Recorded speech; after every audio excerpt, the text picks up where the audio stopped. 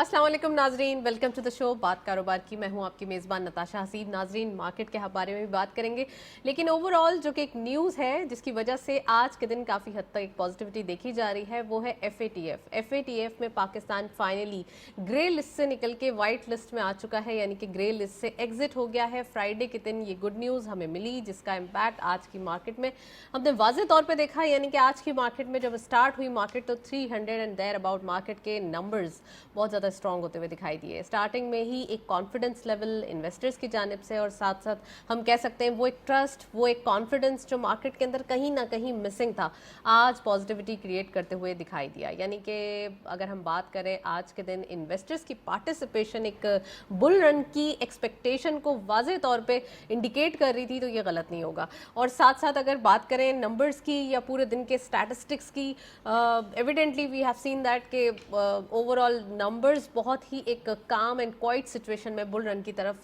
जो है बढ़ते हुए दिखाई दिए, और मार्केट के अंदर सेंटिमेंट्स दोबारा प्रिवेल हुए, वही सेंटिमेंट्स जो काफ़ी अरसे से मार्केट एक्सपेक्ट कर रही थी। तो अब हम नंबर इंडेक्स के अच्छे होते हुए देखेंगे।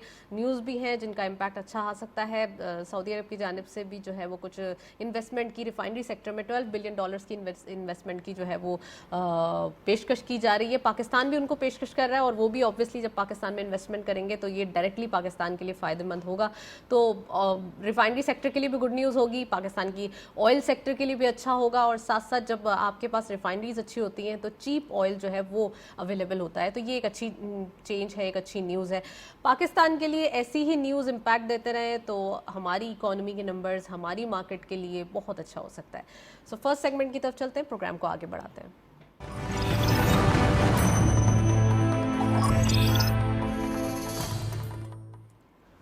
Let's have a look on daily highlights. आज की मार्केट की परफॉर्मेंस देखते चलते हैं। ओपन हुई मार्केट 42,213.48 के लेवल पर। हायर साइड पे मार्केट गई 42,672.34। Lower was 42,213.48, same as the opening. And finally closure 42,347.23, यानी कि 133.75 का इजाफा आज के दिन देखा गया। हाउएवर हम कह सकते हैं कि इजाफा इतना ज़्यादा नहीं है, लेकिन फिर भी जो एक रिदम या एक जो कंसेक्यूटिव वे दिखाई दे रहा है वो बहुत अच्छा है। टर्नओवर में करंटली 226.74 मिलियन शेयर्स ट्रेड किए गए। 62.83 मिलियन शेयर्स डिक्लाइन फ्राइडे के मुकाबले में देखा गया। 6.05 बिलियन रुपीज़ वैल्यू देखी गई, which is good. Nextly volume leaders all scripting in green territory. Wow, WTL इस लिस्ट को लीड कर रहे हैं 0.07 के इजाफे के साथ। 1.59 पे closure. 68.78 million shares traded. DFML 0.92 का gain. 11.21 closure. 12.41 million shares trade किए गए। एंड पाकिस्तान रिफाइनरी लिमिटेड 0.1 का इजाफा देखा गया। 17.91 पे क्लोजर रहा। 9.54 का कारोबार रहा। ये था वॉल्यूम लीडर्स, मार्केट की करंट परफॉर्मेंस। नेक्स्ट सेगमेंट पे चलते हैं।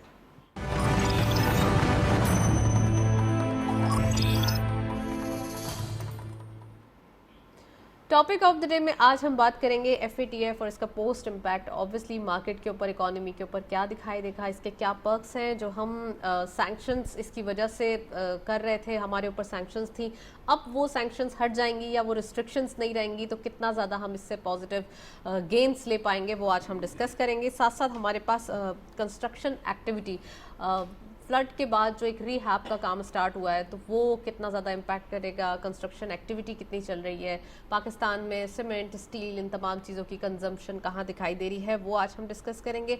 LNG का पॉइंट ऑफ व्यू डिस्कस करेंगे। LNG की नीड कितनी है, कितनी अवेलेबल है, कितनी हमें रिक्वायरमेंट, ऑब्वियसली सर्दियाँ आ रही हैं तो बढ़ती जा रही है, तो वो आज हम डिस्कस करेंगे। अनदर थिंग इज़ दैट, वो जो मैंने स्टार्ट में इंट्रोडक्शन में बताया कि सऊदी अरब की जानिब से जो है वो रिफाइनरी के हवाले से कुछ न्यूज़ है। पाकिस्तान और सऊदी अरब की ऑब्वियसली ये बायलैटरल रिलेशन को स्ट्रॉन्ग करने के लिए बहुत ही अच्छी चेंज होगी, तो वो आज हम डिस्कस करेंगे। We have very exclusive panel, उनको शामदीद कहते हैं। हमारे साथ मौजूद है शारिक वोहरा साहब, आप फॉर्मर प्रेसिडेंट हैं KCCI के। अस्सलाम वालेकुम sir, welcome to the show. और हमारे साथ मौजूद हैं राहील रिंच साहब, आप चेयरमैन हैं आबाद के SR, तो उनको भी खुशामदीद कहते हैं। अस्सलाम वालेकुम, welcome to the show. So brief आपने टॉपिक और इंट्रोडक्शन सुना है, तो शारिक साहब क्या कहेंगे? एक तो FATF का इम्पैक्ट, दूसरा हम यहाँ पर काफ़ी मेहनत के बाद आफ्टर 4 to 5 ईयर्स हम इसमें रहने के बाद जो है वो निकले 2017 के एंड से, या हम 2018 से तकरीबन, और अब फाइनली हम निकल आए, तो हमारे पास क्या क्या पर्क्स आप समझते हैं, जो हमारे पास रिस्ट्रिक्शंस थी या सैंक्शंस थी वो हट जाएंगी, फ़ायदा कितना होगा वो बताइए। और दूसरा ये कि हमारे पास और भी इन्वेस्टमेंट के मौके खुल जाएंगे, FDIs आ सकती है, प्लीज़। बिस्मिल्लाहिर्रहमानिर्रहीम। थैंक यू नताशा कि आपने मुझे और कराची चैम्बर को इस अहम टॉपिक पर डिस्कशन के लिए यहाँ मदऊ किया। FATF जो लास्ट FATF था वो तो 2018 में हम पर ये पाबंदियाँ आयद हुई थी और कोई 34 एक्शन प्लान दिए थे उन्होंने, और अगस्त 21 तक 2021 तक हमने काफ़ी सारी कामयाबी हासिल कर ली थी। उसके बाद ये हमारे जो ग्रे से वापस वाइट में हम इसलिए नहीं आ सके, मेरा पॉइंट ऑफ व्यू ये है कि उस वक्त पाकिस्तान की जो डिप्लोमेसी का लेवल था या फॉरेन रिलेशंस की जो कोशिशें थीं वो बहुत अच्छी नहीं थी। अदरवाइज़ मेरा ज़ाती ख्याल है कि पाकिस्तान अगस्त 2021 में ही FATF से बाहर निकल चुका होता। अच्छा जी जी बिल्कुल, इसलिए कि वो एक ऐसा एक्शन प्लान जो कि जिस पर लेजिस्लेशन होनी थी, और वो शायद आज राहील भी उस पर रोशनी डालेंगे कि जो हमारे जेम्स एंड ज्वेलर्स और रियल एस्टेट एजेंट्स थे उनकी ट्रांजैक्शन का जो लॉ था उसको इनैक्ट करना था, और वो पाकिस्तान ने कर लिया था। मैं फिर ज़ाती तौर पे कहूँगा कि देखें, ये जो इस किस्म की जो सैंक्शंस लगती हैं या इस किस्म की जो टेरर फाइनेंसिंग की ऑब्जर्वेशंस होती हैं, चाहे वो यूनाइटेड नेशंस की हों या FATF की हों, बुनियादी तौर पर उसमें पॉलिटिक्स का बहुत ज़्यादा अमल दखल होता है। आपकी अगर रिलेशनशिप दुनिया से अच्छी है तो बहुत सारी ऐसी चीज़ें हैं जिस पर वो एक आंख बंद भी कर लेते हैं, और ये पाकिस्तान के अलावा दूसरे बहुत मुल्कों के साथ हुआ है कि जहां FATF में वो कंट्रीज़ उन ऑब्जर्वेशन में आए हैं और बहुत जल्दी निकल गए। पाकिस्तान, जैसा कि नताशा आपको मालूम है, 2008 से लेकर अब तक मेरे ख्याल में कोई 3-4 दफ़ा FATF के ऑब्जर्वेशन में रह चुका है, और ये जो लास्ट 2018 से 2022 ये सबसे ज़्यादा टाइम हम FATF की ग्रे लिस्ट में रहे, हमको नुकसान हुआ उसका। अब अल्हम्दुलिल्लाह हम निकल आए हैं, वाइट लिस्ट में आ गए।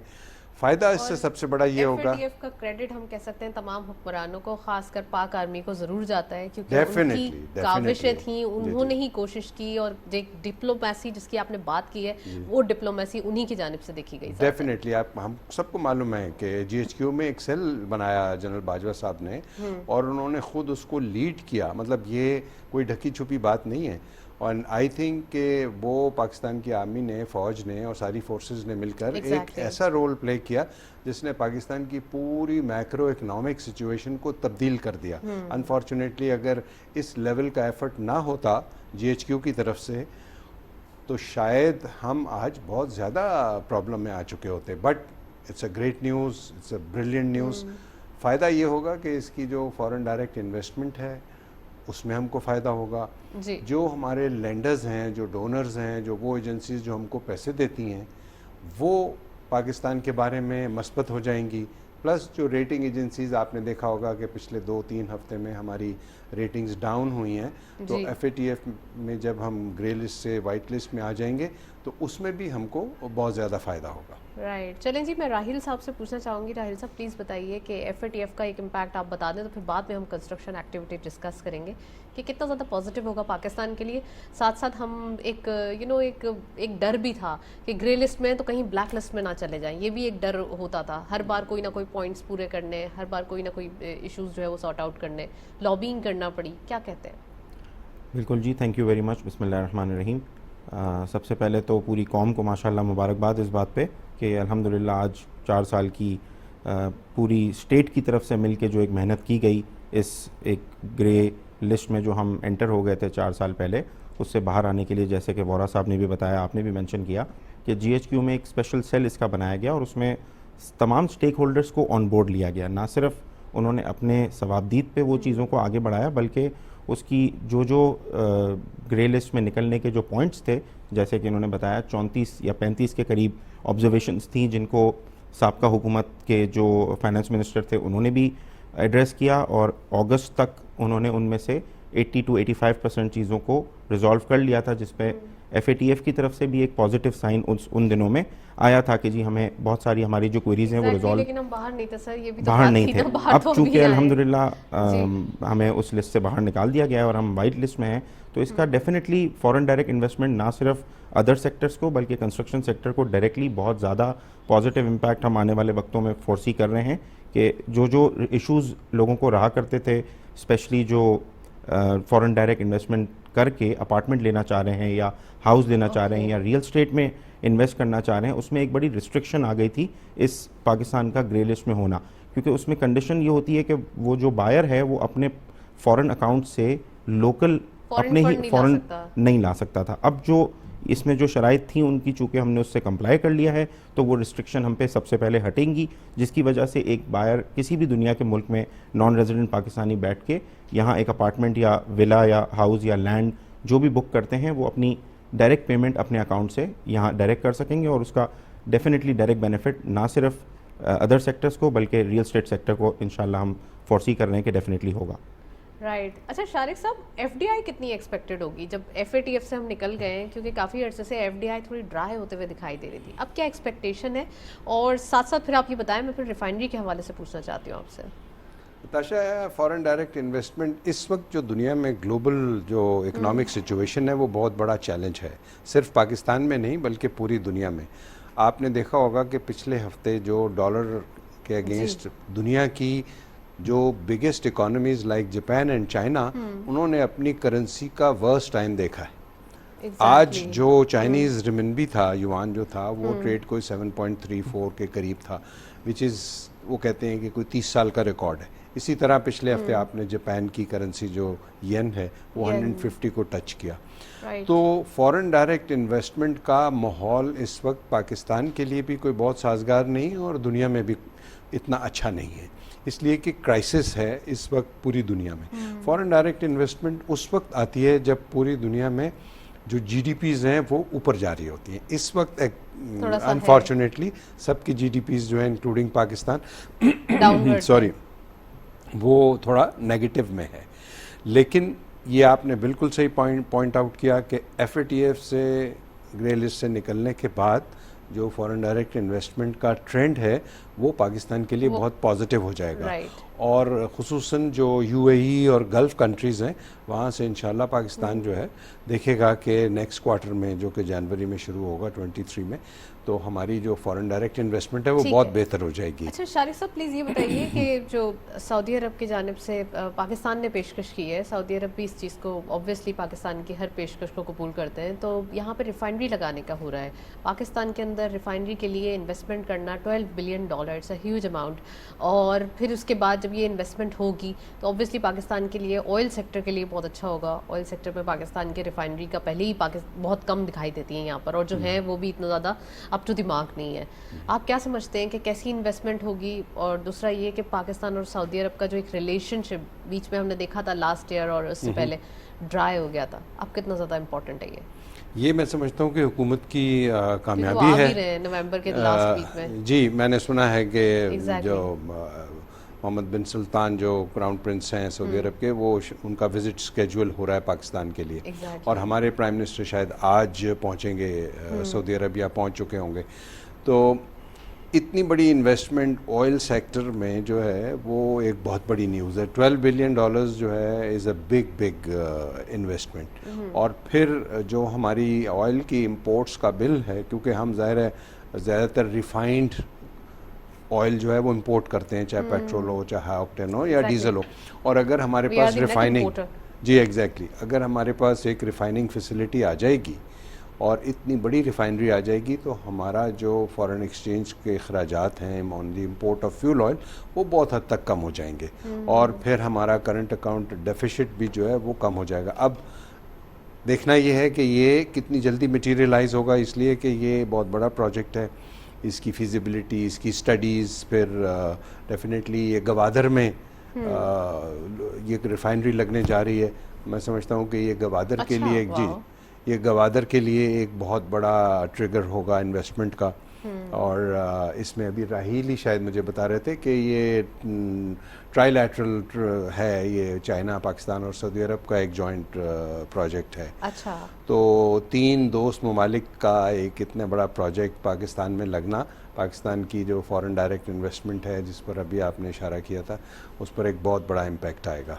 राइट, चलें जी राहील, फिर आप इसे कंप्लीट करें कि क्या दिखाई दे रहा है। और गवादर जैसे सिटी के अंदर, यानी कि जो डीप सी पोर्ट है हमारे पास, हमारे लिए एक असासा है, उसके साथ अगर उस सिटी के अंदर इतना काम हो जाएगा तो बहुत अच्छा हो जाएगा। ये तो डेफिनेटली नताशा, नॉट ओनली अच्छा हो जाएगा, मैं समझता हूँ कि ये एक बहुत बड़ी, इस साल की सबसे बड़ी खबर अब तक की अगर पाकिस्तान के लिए कोई फेवरेबल न्यूज़ है तो वो यही आ रही है।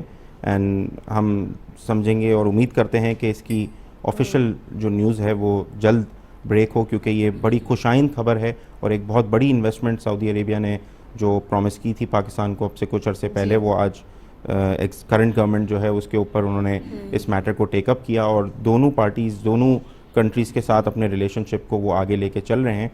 और जैसा कि आपने कहा, मोहम्मद बिन सलमान जो क्राउन प्रिंस भी हैं और प्राइम मिनिस्टर भी अभी रिसेंटली उन्हें जो किंग हैं उन्होंने अपॉइंट किया है अपनी किंगडम का, तो वो यहाँ पाकिस्तान आएँ, वो उससे अच्छी कोई बात नहीं हो सकती। क्योंकि ना सिर्फ वो इस प्रोजेक्ट की, बल्कि जब उनका आना होगा तो यकीनन वो बेशुमार और एजेंडाज जो पॉइंट्स जो पेंडिंग हैं, जो डिस्कस करने के अब आइंदा आने वाले वक्तों में जब उनका विज़िट होगा तो वो चीज़ें भी टेकअप होंगी जो बिसाइड्स दिस रिफाइनरी की इंस्टॉलेशन। एंड बिसाइड्स दैट ये बलूचिस्तान पूरे प्रोविंस के लिए और स्पेशली गवादर के लिए ये बड़ी एक अच्छी साइन होगी कि वहाँ एक इतनी बड़ी रिफाइनरी सेटअप होने जाए।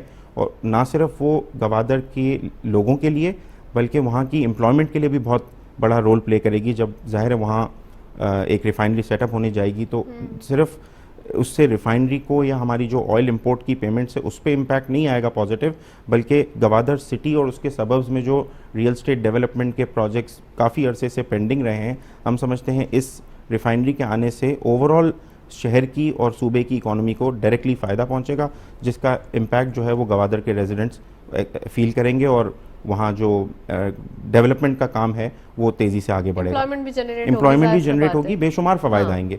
$12 billion is not a small amount, हमारे कुछ अरसे पहले तक टोटल रिजर्व से बड़ी अमाउंट है ये।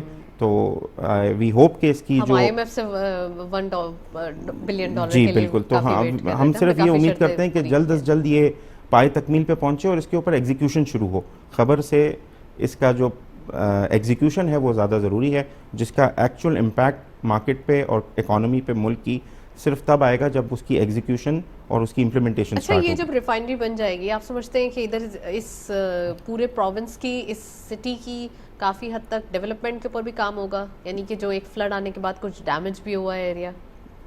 बलूचिस्तान में जो फ्लड्स आए हैं वो गवादर और जो कोस्टल हाईवे है वो साइड ज़्यादा इफेक्ट नहीं हुई है। अच्छा। बलूचिस्तान के नॉर्दर्न एरियाज़ में और ईस्टर्न एरियाज़ में जो है वो ज़्यादा डिज़ास्टर आया है फ्लड का। उन जो कोस्टल एरिया वाले जो बेल्ट हैं जिसमें गवादर, पसनी, उरमारा, ये वाली जो सिटीज़ हैं वो फ्लड से बहुत ज़्यादा मुतासिर नहीं हुई। तो ये एक अल्लाह की तरफ से ब्लेसिंग रही कि उन एरियाज़ में फ्लड का बहुत ज़्यादा डिज़ास्टर नहीं आया। ऑल्दो के जो नॉर्दर्न बलूचिस्तान के या ईस्टर्न डिस्ट्रिक्ट्स हैं, उन डिस्ट्रिक्ट्स के अंदर जो डेवस्टेशन है वो बताई नहीं जा सकती। You have to see it to believe it. आप यकीन नहीं करेंगे कि घरों के घर और गोट के गोट सफ़े हस्ती से मिट गए। ऐसी डिज़ास्टर और ऐसी तबाही पाकिस्तान ने कभी हिस्ट्री में नहीं देखी। इवन जो 2005 का अर्थक्वेक था उसमें भी इतना नुकसान नहीं हुआ था जितना इस सैलाब में हुआ है, खुसूसन सिंध को और सेकंड जो है वो बलूचिस्तान को। तो इस रिफाइनरी के लगने से सिर्फ डायरेक्टली ऑयल और जो पाकिस्तान की ऑयल इंपोर्ट्स की पेमेंट्स हैं सिर्फ उसमें पाकिस्तान को बेनिफिट नहीं होगा, बल्कि इस रिफाइनरी के आने से, चूँकि जैसे कि वोरा साहब ने भी बताया कि ये एक ट्राई पार्टी प्रोजेक्ट होने जा रहा है, इसमें चाइना का भी इन्वॉल्वमेंट है और हम देख रहे हैं कि चाइना भी कुछ अरसे से फाइनली हमारे जो मल्टीलैटरल रिलेशनशिप है वो बहाल होते हुए नज़र आ रहे हैं। वी होप के जो पॉलिटिकल अनसर्टेनिटी है मुल्क में वो जो है वो थोड़ी डिफ्यूज़ हो और इन चीज़ों को हम आगे लेके चलें, मुल्क के मफाद में हम सोचें। जो भी हमारे अरबाब इख्तियार हैं उनको ये चाहिए कि इन चीज़ों को सियासत से अलग रखें, क्योंकि एक छोटी सी बात करते हुए कुछ अरसे पहले ही ज़ुबैर मोतीवाला साहब एक तकरीब में कोट करते हुए मैंने उन्हें सुना कि पिछले 30 सालों में इटली में 9 गवर्नमेंट्स चेंज जी, हुई बिल्कुल। और उनकी जो रियल एस्टेट सेक्टर के लिए पॉलिसी है वो 30 ईयर्स से कंसिस्टेंटली सेम है। किसी भी गवर्नमेंट के आने या जाने से जो स्टेट की पॉलिसी होती है टुवर्ड्स एनी इंडस्ट्री और एनी और सेक्टर, पिछले दिनों भी एक गवर्नमेंट उनकी चेंज हुई है, बिल्कुल पिछले सही दिनों कहा भी, आपने। और हमारे यहाँ Exactly। अनफॉर्चुनेटली। चले सर, यहाँ मैं आपको पॉज करूंगी, एक ब्रेक के जाने चलते हैं, साथ रहिए।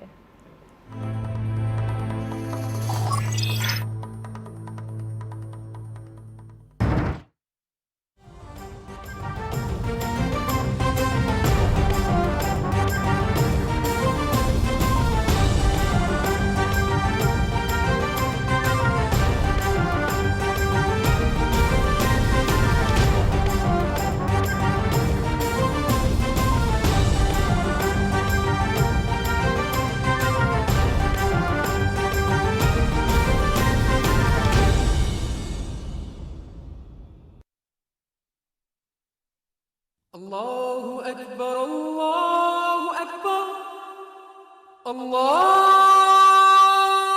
أكبر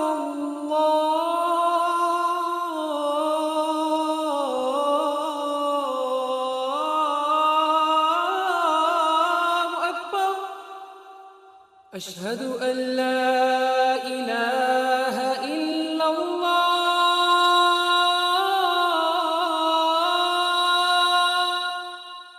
أشهد أن لا إله إلا الله أشهد أن محمد رسول الله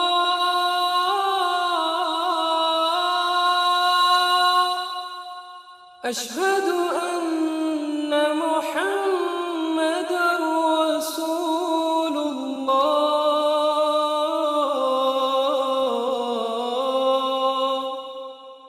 حي على الصلاة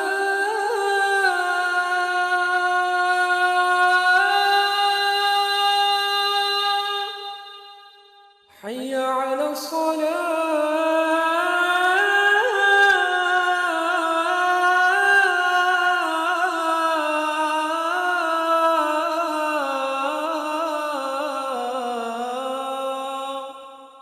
حي على الفلاح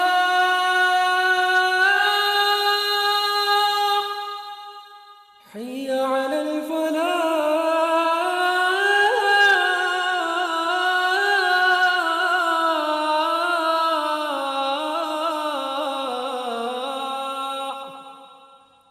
الله أكبر الله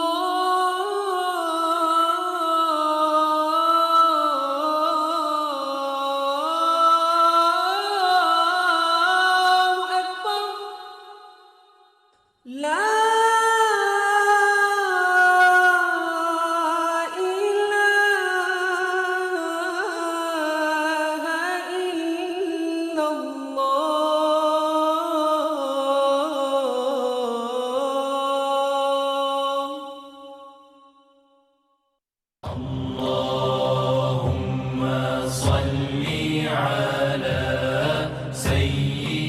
हज़रत अनस रज़ी अल्लाह ताला अन्हु से रिवायत है कि रसूल अकरम सल्लल्लाहु अलैहि वसल्लम ने फरमाया, तुम में से कोई शख्स उस वक्त तक मोमिन नहीं हो सकता जब तक उसको मुझसे मोहब्बत अपने माँ बाप, अपनी औलाद और तमाम लोगों से ज्यादा ना हो।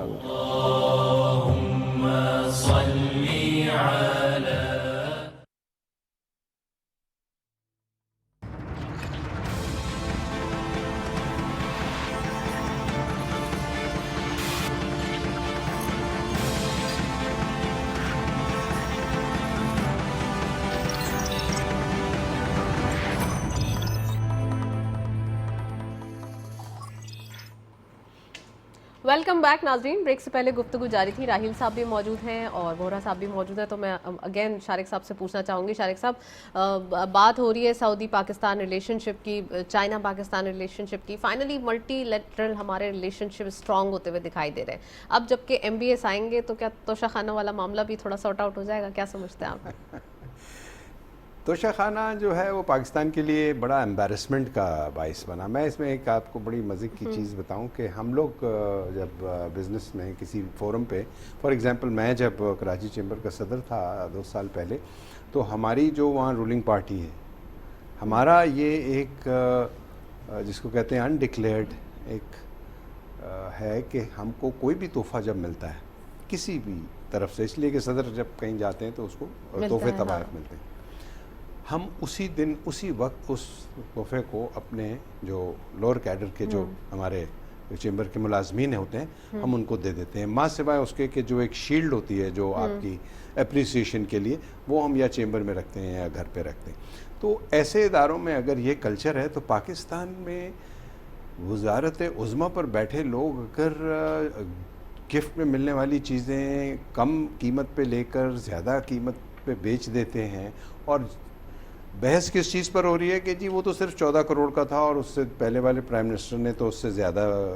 बात तो यहाँ पे ज़बान की और इज्जत की हो रही है। देखिए मैं ये समझता हूँ कि ये चाहे 14 करोड़ हों या 14 अरब हों, तोशा खाना से किसी किस्म की चोरी जो है वो उसकी ज़ात के लिए तो शायद नुकसानदेह नहीं होगी या होगी, लेकिन हमारे मुल्क के लिए बड़ी एम्बैरेसमेंट है। देखिए ये न्यूज़ पूरी दुनिया में ट्रैवल करती है, और फिर हमारे जो प्राइम मिनिस्टर्स हों या इस ओहदे पर फाइज लोग हों, अगर उनके कैरेक्टर के बारे में ये बात मशहूर होगी कि ये बाहर से लेने वाले तोहफे भी बेच देते हैं, मिलने वाले तोहफे जो हैं वो बेच देते हैं, तो ये बड़ी एम्बैरेसिंग है। आई विश कि कोई ऐसी कानून साजी हो जाए कि किसी किस्म का तोहफा भी मिले, वो जिस तरह इंडिया में है कि वो उसको ऑक्शन करें और वो किसी एजुकेशनल फ़ंड के लिए या किसी अच्छे मकसद के लिए उसको इस्तेमाल करें। वेल, वेरी गुड एनालिसिस, और वाकई ऐसा होना चाहिए तो बहुत अच्छा होगा। अच्छा, एलएनजी के हवाले से बात करते हैं शारिक साहब। एलएनजी की नीड पर मंथ हमारी कितनी है, क्योंकि हमारे पास 9 कार्गोज आते हैं और ऑब्वियसली जैसे जैसे सर्दियाँ आ रही हैं हमारी नीड बढ़ती जाएगी। इंडस्ट्रियल लेवल पे हमारी नीड्स अलग हैं, रेजिडेंशियल नीड्स अलग हैं, और हमारे पास अभी गैस के पॉइंट ऑफ व्यू देखा जाए तो बिल्कुल हमारे पास अब we are lacking that. So what do you think कि अब सर्दियाँ आएंगी तो क्या इश्यूज सॉर्ट आउट कैसे होंगे, और दूसरा ये क्या दोबारा गैस की लोड शेडिंग होगी या हम एलएनजी के वो बढ़ते हुए प्राइस बेयर करेंगे, क्या करेंगे सर? अच्छी खबर तो ये है कि अभी 1 हफ़्ता पहले मिनिस्ट्री की तरफ से अनाउंसमेंट आया था कि हमने सर्दियों के लिए जो 4 कार्गो की ज़रूरत थी वो हमने कवर कर लिए हैं। अच्छा। नताशा, इसमें जो सबसे डिफ़िकल्ट पार्ट है पाकिस्तान में एनर्जी की रिक्वायरमेंट का, वो ये है कि हमारे यहाँ जो असेसमेंट है, चाहे वो बिजली की हो या वो गैस की हो, वो असेसमेंट का जो तखमीना जिसको कहते हैं ना कि लगाना कि अब आइंदा आने वाले वक्तों में हमको कितनी ज़रूरत होगी गैस की और ऑयल की, ये ठीक नहीं है। इसमें प्रोफेशनलिज्म नहीं है, इसमें गलतियाँ होती हैं।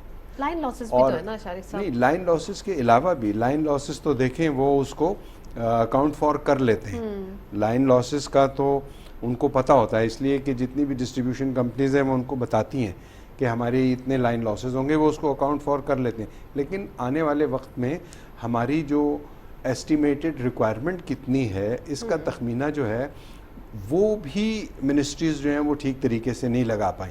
आपको याद होगा कि पिछले 2 साल पहले जो पाकिस्तान में और ख़ुसूसन कराची में शदीद जो गैस का बहरान आया था, तो हमने वहाँ जाकर उस वक़्त पेट्रोलियम मिनिस्ट्री से, एनर्जी डिपार्टमेंट से जब पूछा कि आपने क्या असेसमेंट की थी कि पाकिस्तान में जो सर्दियों में कितनी हमारी गैस की रिक्वायरमेंट होगी, उनके नंबर्स जो थे, जो फिगर्स थे और जो हमारे फिगर्स थे, उसमें बहुत ज़्यादा फ़र्क था। इसलिए कि हमको हमारे मेंबर्स जो थे, हमको अंदाज़ा होता है कि जी उनको उनकी क्या रिक्वायरमेंट। तो फर्स्ट ऑफ ऑल ये जो डिमांड को असेसमेंट सही होनी चाहिए, आप उसकी असेसमेंट सही होनी चाहिए और उसके बाद फैसला होना चाहिए कि कितना ऑयल और कितना तो हमें गैस हमको चाहिए। आप समझते हैं कि हमें इंडस्ट्रीज़ के लिए तो चाहिए ना, बट जो मिनिस्ट्री की तरफ से और जो टेक्सटाइल सेक्टर कह रहा है वो तो इस वक्त ख़ासा इत्मीनान का इजहार कर रहे हैं कि इस दफ़ा सर्दियों में शॉर्टेज नहीं होगी और होनी भी नहीं चाहिए, इसलिए कि पाकिस्तान में जो रिक्वायरमेंट है इस वक्त इंडस्ट्री की, वो लोकल जो हमारी गैस है उससे तो पूरी नहीं होती और हम डिपेंडेंट हैं एलएनजी पर। बट होपफुली इस सर्दियों में उम्मीद है कि वो क्राइसिस नहीं आएगा जो पिछले सालों में था। राइट। अच्छा राहिल साहब, प्लीज़ ये बताइए कि रिहैबिलिटेशन का काम फ्लड के बाद शुरू हो रहा है, तो कितनी रिक्वायरमेंट होगी सीमेंट की, स्टील की? क्योंकि यहाँ पे सीमेंट के हवाले से जब कोल प्राइसेस बढ़ रहे थे तो ये भी कहा जा रहा था कि सीमेंट प्राइसेस भी बढ़ेंगे, कंस्ट्रक्शन एक्टिविटी एक्सपेंसिव हो जाएगी।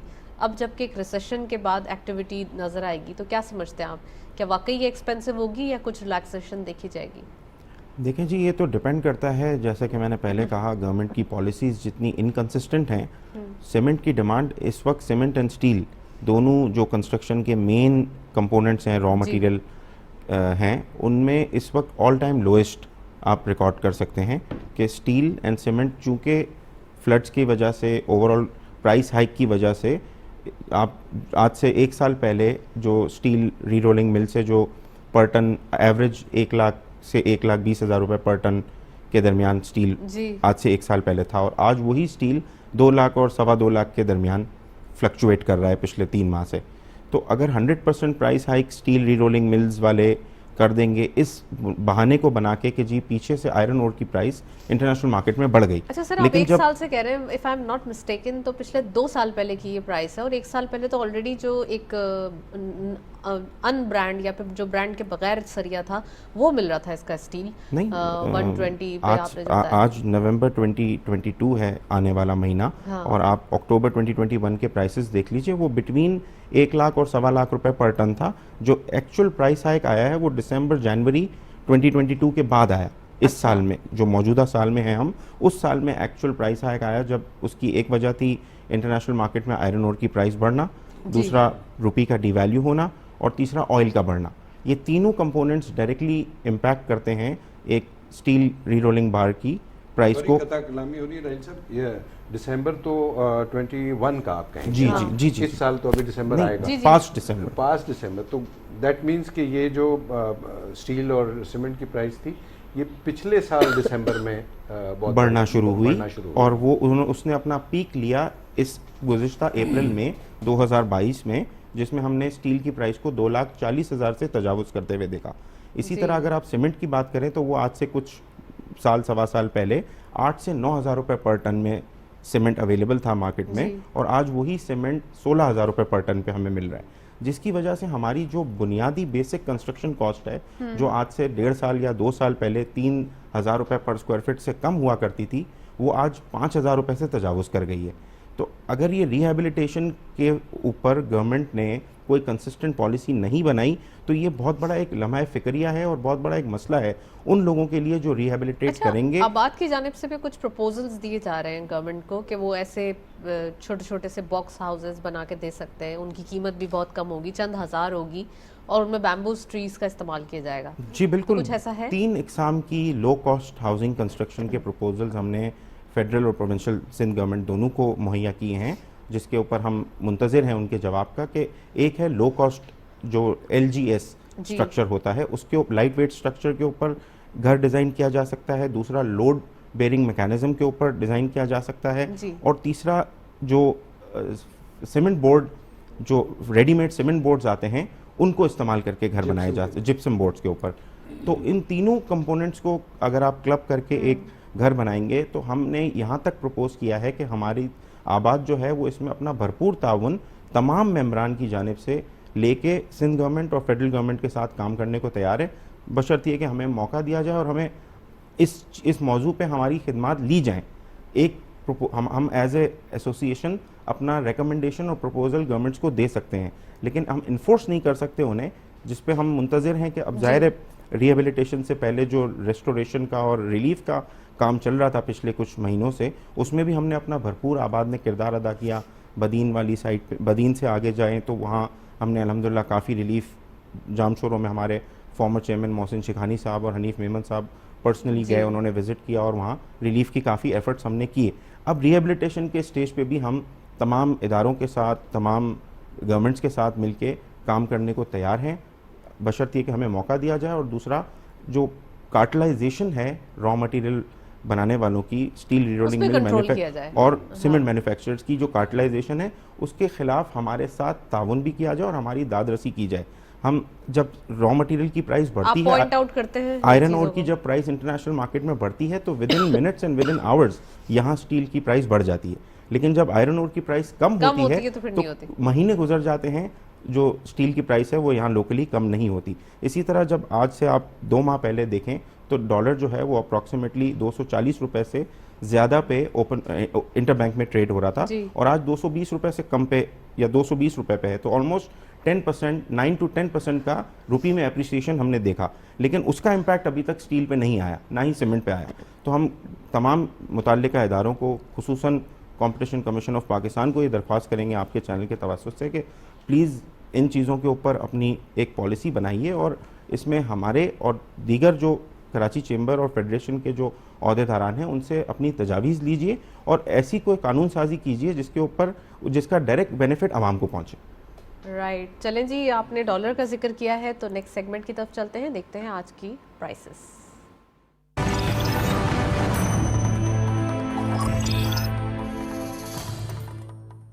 कमोडिटीज और फॉरेक्स के लेटेस्ट अपडेट आज की मार्केट में देखते चलते हैं। गोल्ड की पर तोला प्राइस 1,47,700 ताकि बिजनेसेस फ्लरिश करें। मैं समझता हूँ कि फाइनेंस मिनिस्टर साहब का ये जो माइंडसेट है ये बहुत अच्छा है। ये इकोनॉमी को पढ़ा हुआ है जी। उन्होंने पाकिस्तान की। और अगर वो उसको अपने इस माइंडसेट को एग्जीक्यूट भी कर दें, इम्प्लीमेंट भी कर दें, और पॉलिसी रेट, इसलिए कि पाकिस्तान में देखें जो ज़्यादा बड़ी इकोनॉमी है वो तो अनडॉक्यूमेंटेड इकोनॉमी है, उसको पॉलिसी रेट से कोई फ़र्क नहीं पड़ता। एग्जैक्टली। जो डॉक्यूमेंटेड सेक्टर है, जो फॉर्मल सेक्टर है, जो पाकिस्तान के टैक्स में कंट्रीब्यूट कर रहा है, असल तो पॉलिसी रेट और जो इंटरेस्ट रेट्स इतने ज़्यादा पे करने पड़ते हैं वो फॉर्मल और डॉक्यूमेंटेड सेक्टर है। तो उसको बचाने के लिए मैं समझता हूँ कि पाकिस्तान में जो है सिंगल डिजिट में फौरी तौर पर पाकिस्तान का जो है ये इंटरेस्ट रेट आना चाहिए, और उससे पाकिस्तान को इन्फ्लेशन कंट्रोल करने में ज़्यादा आसानी होगी। ये हम इकनॉमिक्स की किताबों में पढ़ते हैं एक्चुअली कि अगर आपने इन्फ्लेशन ज़्यादा है और आपने उस इन्फ्लेशन को Policy rate कंट्रोल बढ़ा करना दें है आप। तो आप इंटरेस्ट रेट बढ़ा दें और उससे लोगों की जो परचेजिंग पावर है उसको कम कर दें और वो इन्फ्लेशन डाउन हो जाएगा। लेकिन इस वक्त जो इन्फ्लेशन कम हो रहा है वो नेचुरली ये इसीलिए हो रहा है कि formula दुनिया काम नहीं कर में रहा ये अभी। पाकिस्तान में काम नहीं करेगा। लेकिन अब कमोडिटी प्राइसेस कम हो रही हैं, होपफुली ये इन्फ्लेशन रेट मज़ीद 2 से 3% जो है अगले महीने कम होगा इंशाल्लाह। वेल ये तो बड़ा ही, वी आर वेरी ऑप्टिमिस्टिक और ये बहुत अच्छा हो जाएगा पाकिस्तान के लिए। राहिल साहब, डॉलर की भी एक हम कह सकते हैं बैकफुट एक जर्नी देखी जा रही है। 245 से अब 218 या 220 जो आज की मार्केट पे भी आपने देखा, क्या दिखाई दे रहा है, क्या इम्पैक्ट होगा कंस्ट्रक्शन सेक्टर के ऊपर? और आपने कहा कि तमाम जो कंस्ट्रक्शन एक्टिविटी है उसके चार्जेस या उसके जो कॉस्ट प्राइस है वो बहुत बढ़ गया है। तो आप समझते हैं कि कंस्ट्रक्शन तो होती ही है, मतलब हम तो बचपन से सुनते आ रहे हैं बड़ा महंगा हो गया है घर बनाना, लेकिन लोग तो बनाते ही हैं। तो आप क्या समझते हैं कि कितना ज़्यादा लोगों की जो बाइंग पावर है या लोगों की जो एक कंजम्पशन है इस चीज़ की, वो क्या इम्पैक्ट करेगी? देखिए, कराची खुसूसन और उमूमी तौर पे पूरे पाकिस्तान में जो कंस्ट्रक्शन की डिमांड और सप्लाई है वो एक्चुअली डिमांड के ऊपर ड्राइव्ड है, चाहे कॉस्ट जितनी भी हो। अगर हम कराची की बात कर लें तो तकरीबन 50% कराची का जो हिस्सा है वो स्लम्स में, कच्ची आबादी में रहता है। उन लोगों को आज मीडिया के ज़रिए और दीगर प्लेटफॉर्म से ये शऊर आ गया है कि एक अच्छा लिविंग स्टैंडर्ड क्या चीज़ है। Exactly. उन्होंने वो देख लिया, वो दूसरों को उस चीज़ को एक्सपीरियंस करते हुए उन्होंने खुद एक्सपीरियंस कर लिया। अब हर किसी की ख्वाहिश है कि वो अपना स्टैंडर्ड ऑफ लिविंग एलिवेट करे।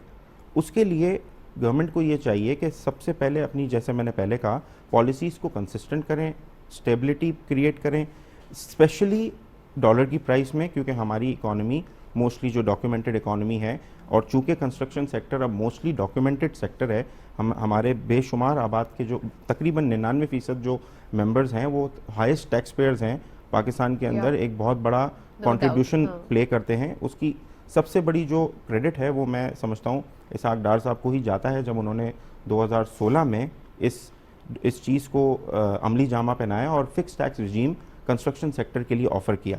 उससे हमारे उस वक्त तो कई लोगों को एब्जॉर्ब करने में टाइम लगा, लेकिन आने वाले सालों में जो दूसरा टैक्स रिजीम आया उसमें बेशुमार बिल्डर्स ने, सूरत में जो आया था, एमनेस्टी के अलावा एक टैक्स रिजीम भी आया था। अच्छा। और एमनेस्टी भी आई थी। तो एमनेस्टी में तो दीगर फ़वाइद थे, लेकिन जो टैक्स रिजीम पहला और दूसरा आया उसमें सबसे बड़ा एडवांटेज गवर्नमेंट को ये हुआ कि तमाम के तमाम प्रोजेक्ट्स FBR वैल्यू पे जाके गवर्नमेंट के पास रजिस्टर हो गए और उस पर फिक्स टैक्स गवर्नमेंट ने बिल्डर्स एंड डेवलपर्स से लिया।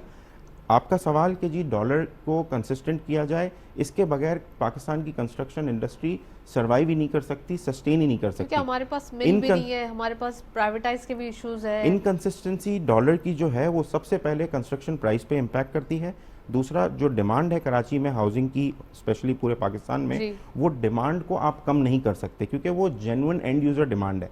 हमारे पास इस वक्त भी इन हालात में भी आप देखें 15% पे पॉलिसी रेट है और जी। पास्ट रिकॉर्ड आप पिछले 20 साल का देख लें, जब भी इंटरेस्ट रेट डबल डिजिट में जाता है, स्पेशली 14-15% के करीब, तो रियल स्टेट सेक्टर में और दीगर तमाम सेक्टर्स में इन्वेस्टमेंट्स कम हो जाती हैं और लोगों का रुझान बैंकिंग सेक्टर में इन्वेस्टमेंट की तरफ चला जाता है, डिपॉजिट की तरफ फिक्स चला जाता डिपॉजिट है। की तरफ। लेकिन इस बार अनफॉर्चुनेटली या फॉर्चुनेटली ऐसा नहीं हुआ और बैंकिंग सेक्टर की वो परफॉर्मेंस नहीं आई है जो 15% इंटरेस्ट रेट पे आनी चाहिए थी, और रियल स्टेट सेक्टर फ्लरिश कर रहा है। तो प्रॉफिट्स कर लिए उन्होंने अभी, रियल इतने स्टेट सेक्टर dividends उसके बावजूद फ्लरिश दिए कर रहा है। नहीं, हमारे हाँ। पास जो डिमांड है वो जेन्युइन डिमांड है। कराची में इस वक्त एक तखमीने के मुताबिक 2 लाख घरों की शॉर्टफॉल है जी। और तमाम आबाद के मेंबर्स, तमाम दीगर स्टेक होल्डर्स मिलके 2 लाख तो दूर की बात है, 50,000 घर भी मुहैया नहीं करने जा रहे अगले 2 सालों में, जो प्रोजेक्ट्स पाइपलाइन में हैं और आइंदा आने वाले प्रोजेक्ट्स हैं। तो जो डिमांड है वो अपनी जगह कायम है। गवर्नमेंट को चाहिए कि वो हमारे लिए कंसिस्टेंसी पैदा करे, ना सिर्फ डॉलर में बल्कि रॉ मटेरियल एंड कंस्ट्रक्शन की जो बाय प्रोडक्ट्स हैं उनके अंदर, ताकि सस्ती कीमत पे लोगों को घर मुहैया हो और उनका लिविंग स्टैंडर्ड बेहतर हो।